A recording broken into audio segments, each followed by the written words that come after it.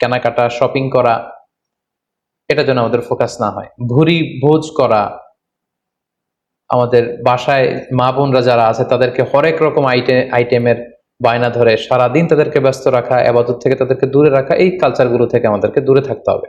আমরা যখন রমাদান কেন্দ্রিক প্ল্যান করতে বসবো, আমরা যেন এটা ভাবি যে এই রমজানে একটু একটু করে আমি নিজেকে পরিবর্তন করতে চাই। ভুরি ভোজ করা, ইফতার পার্টিতে বেশি বেশি যাওয়ার জন্য প্ল্যান করা, তারপর কেনাকাটা, শপিং, ঈদের শপিং এর জন্য সময় নষ্ট করা, এটা যেন আমাদের মূল ফোকাস না হয়। আমাদের মূল ফোকাস যেন হয় এটা ইবাদতের মাস, বেশি বেশি ইবাদত করে যেন আমরা আল্লাহর সন্তুষ্টি অর্জন করতে পারি। প্ল্যানের ক্ষেত্রে 5 নাম্বার যে পয়েন্টটি আমি বলবো সেটি হচ্ছে ইফতারির পূর্ব মুহূর্তে দোয়া করুন।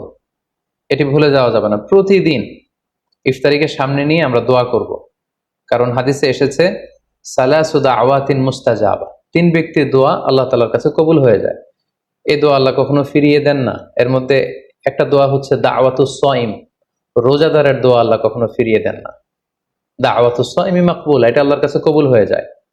ঠিক ওই মুহূর্তটাতে আল্লাহ তাআলার সফট কর্নার খুব বেশি গ্রো করে, আল্লাহর রহমতের দরিয়ার মধ্যে একটা অভাবনীয় জোশ পড়ে যায়। আল্লাহ তাআলা এই দৃশ্যটাকে খুব দেখতে পছন্দ করে যে বান্দা সামনে খাবার নিয়ে বসে আছে, শরবত নিয়ে, পানীয় নিয়ে বসে আছে, ক্ষুধায় তৃষ্ণায় সে জর্জরিত, সে চাইলেই সামনে থেকে নিয়ে মুখে তুলে খাবারটা খেতে পারে, কিন্তু সে আমার ভয়ে খাচ্ছে না। তখন আল্লাহ তাআলা এই দৃশ্যটা দেখতে বড্ড পছন্দ করেন। ঠিক এই মুহূর্তে আপনি যখন বুদ্ধি করে আল্লাহ তাআলার কাছে চাইতে শুরু করবেন, কায়মনো বাক্যে চোখের পানি ছেড়ে, আপনি চাইতে দেরি হবে, এই দোয়া আল্লাহ তাআলার কাছে কবুল হতে দেরি হবে না। তাই এই ভুলটি যেন আমরা না করি, এই বরকত যেন আমরা মিস না করি। প্রতিদিন খেয়াল করে, সম্মানিত দিনী ভাই এবং বোনেরা, খেয়াল করে ইফতারের পূর্ব মুহূর্তে দোয়া করুন। আপনার কি চাহিদা, আকুতি মিনতি আল্লাহর কাছে আছে, আপনি পেশ করুন। 7 নম্বর পয়েন্টটি হচ্ছে ধীরস্থির ভাবে তারাবির সালাত পড়ুন। প্ল্যান করে ফেলুন কোন মসজিদে পড়বেন, কোথায় পড়বেন, কোভিড আউটব্রেকের কারণে কোনো রেস্ট্রিকশন থাকলে বাসায় কিভাবে পড়বেন, পরিবেশটা আপনি কেমন দেখতে চান, কিভাবে করতে চান, এখন থেকে প্ল্যান প্রোগ্রাম করে ফেলুন। তারাবির সালাতের ক্ষেত্রে পরামর্শ হচ্ছে ধীরস্থির ভাবে তারাবির সালাত আদায় করুন। সালাতুত তারাবিহ শব্দের অর্থই হচ্ছে বিশ্রামের সালাত, অর্থাৎ আপনি বিশ্রাম নিয়ে নিয়ে 2 রাকাত করে 4 রাকাত শেষে তাসবিহ পড়ে বিশ্রাম নিয়ে আবার 2 রাকাত 4 রাকাত এভাবে পড়তে থাকবেন। আমাদের বাংলাদেশের বেশিরভাগ মসজিদগুলোতে যেহেতু 20 রাকাতের সালাতুত তারাবিহ হয়, আমরা সাজেস্ট করি যে আপনারা 20 রাকাত সালাতুত তারাবিহ আদায় করুন।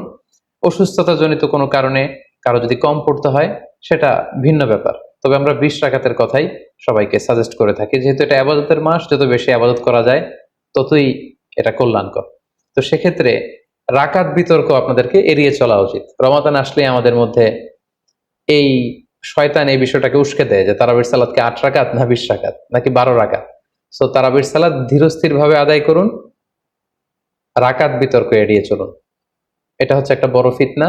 কত রাকাত আপনি পড়বেন আপনার সাধ্য অনুযায়ী আপনি পড়ুন। আমরা 20 রাকাতের কথা সাজেস্ট করি, তবে রাকাত বিতর্কে জড়ানো আমাদের কখনোই উচিত হবে না। 8 নাম্বার যে পয়েন্টের কথা বলবো সেটি হচ্ছে শেষ রাতে তাহাজ্জুদের সালাত আদায় করা। বছরের অন্য সময়গুলোতে রাত 4টার দিকে উঠে আসলে অনেকের পক্ষেই তাহাজ্জুদের সালাত আদায় করা সম্ভব হয়ে ওঠে না।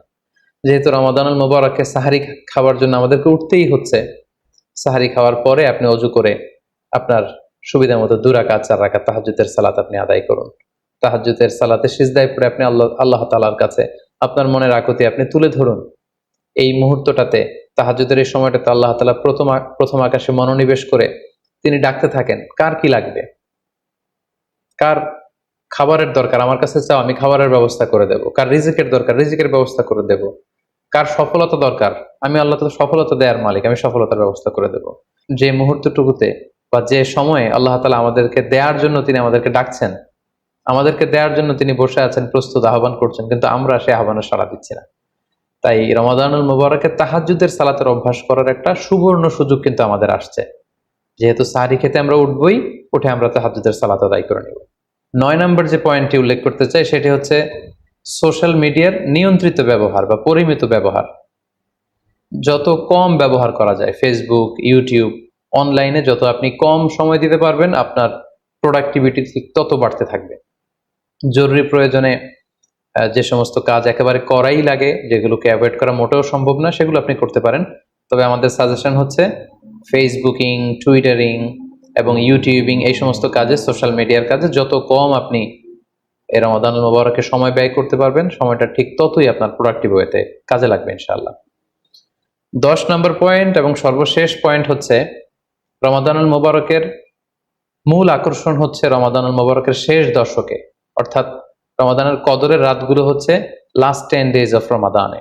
আল্লাহ রাসূল সাল্লাল্লাহু আলাইহি ওয়াসাল্লাম ইরশাদ করেছেন, ফালতামিসু ফিল আশরিল আওয়াখিরি মিনাল বিতর, রমাদানের শেষ দশকের বেজর রাত্রিগুলোতে তোমরা কদরের রাত তালাশ করো।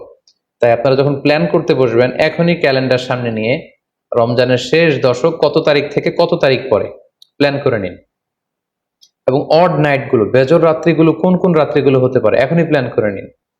যত ধরনের ব্যস্ততা, যত ধরনের ঝামেলা, যত ধরনের দায়িত্ব, এই কাজগুলোকে আপনি আগে পরে সেরে নেবেন, কিন্তু এই 10 দিনের স্পেশাল টাইমটাকে আমাদের ইবাদতের জন্য রাখা উচিত। আল্লাহ রাসূল সাল্লাল্লাহু আলাইহি ওয়াসাল্লাম রমজানের শেষ দশকে যখন তিনি পৌঁছতেন, তিনি তখন এমন ভাবে ইবাদত করতেন, তিনি কাউকে চিনতেন না, কারোর সাথে বেশি কথা বলতে চাইতেন না। তিনি রাতে সারা রাত জেগে থাকতেন, ফ্যামিলি মেম্বারদেরকে উঠিয়ে দিতেন, জাদ্দা ওয়া সাদ্দাল মিজহার, কোমরে গামছা বেঁধে তিনি ইবাদতে লেগে পড়তেন। এই শেষ দশকে তিনি এত ইবাদত করতেন, বছরের কোনো সময়ে আল্লাহ রাসূল সাল্লাল্লাহু আলাইহি ওয়াসাল্লামকে এত বেশি ইবাদত করতে কিন্তু দেখা যেত না। তাই এই শেষ দশকের বেজর রাত্রিগুলো যেন আমরা মিস না করি, এবং শুধু 27 রমজানে আমরা কদর হিসেবে পালন করব, ব্যাপারটা যেন এমন না হয়ে যায়। কারণ যদি কোনো কারণে কদর মিস হয়ে যায়, এটা হচ্ছে খায়রুম মিন আলফি শাহর, 1000 মাসের চেয়েও সেরা। ওই এক রাতের ইবাদত হচ্ছে 1000 মাসের ইবাদতের সমান। এবং আল্লাহর হাবিব সাল্লাল্লাহু আলাইহি ওয়াসাল্লাম বলেছেন, মান হুরিমা খায়রাহা ফাকাদ হুরিম, যে কদরের রাতের বরকত থেকে বঞ্চিত হলো, হি ইজ দ্য লুজার। এই বরকতের মাসে নিশ্চয়ই আমরা কেউই লুজার হতে চাই না, আমরা সবাই গেইনার হতে চাই। সো আমরা যদি গেইনার হতে চাই, রমাদানের সর্বোচ্চ বরকতটুকু যদি আমরা হাসিল করতে চাই, লাস্ট 10 days অফ রমাদান, রমজানের শেষ দশকের বেজর রাত্রিগুলো যেন আমরা খুবই আন্তরিকতার সাথে সিনসিয়ারলি ইবাদত করে কদরের বরকত হাসিল করবার চেষ্টা করি। সম্মানিত দিনী ভাই এবং বোনেরা, রমাদান আসতে আর মাত্র 2 দিন বাকি। সংক্ষিপ্ত পরিসরে রমাদান কেন্দ্রিক আমাদের প্ল্যান কেমন হওয়া উচিত, এবং সেই প্ল্যান বা পরিকল্পনাতে কোন কোন বিষয়গুলো আমাদের খেয়াল রাখা উচিত, এই বিষয়ে সংক্ষিপ্ত পরিসরে আমি আলোচনা করলাম। আশা করি এগুলো যদি আমরা খেয়াল রাখি, তাহলে খুব ফ্রুটফুল এবং প্রোডাক্টিভ ওয়েতে আমরা আমাদের রমাদানকে কাটাতে পারবো। আমরা গত বছর আমাদের অনেক প্রিয়জনদের সাথে একসাথে রমাদান কাটিয়েছি, তাদের অনেকে কিন্তু এবছর আমাদের সাথে নেই। এবং কোভিড আউটব্রেকের এই যে সেকেন্ড ওয়েভ, থার্ড ওয়েভ যেভাবে শুরু হয়েছে, আমরা আমাদের অনেক প্রিয়জনদেরকে হারিয়েছি। আমরা এই রমাদান কারা পুরো রমাদান পাবো আমরা জানি না, আবার আগামী বছরের রমাদান পর্যন্ত আমরা বেঁচে থাকবো কিনা সেটাও আমরা জানি না। সো এই রমাদান হতে পারে আমাদের জীবনের শেষ রমাদান। আমাদের we should consider this Ramadan the last and final chance in our life. আমাদের এভাবে চিন্তা করা উচিত যে হতে পারে এটা আমার জীবনের শেষ রমাদান, তাই আমার গুনাহ মাফের একটা সুবর্ণ সুযোগ হচ্ছে এ রমাদান মাস। তাই এই মাসের সর্বোচ্চ বরকতটুকু হাসিল করার জন্য আমরা যেন বুদ্ধিমানের পরিচয় দেই, আমরা যেন বেশি বেশি ইবাদত করে আল্লাহ তাআলার প্রিয় ভাজনদের অন্তর্ভুক্ত হতে পারি।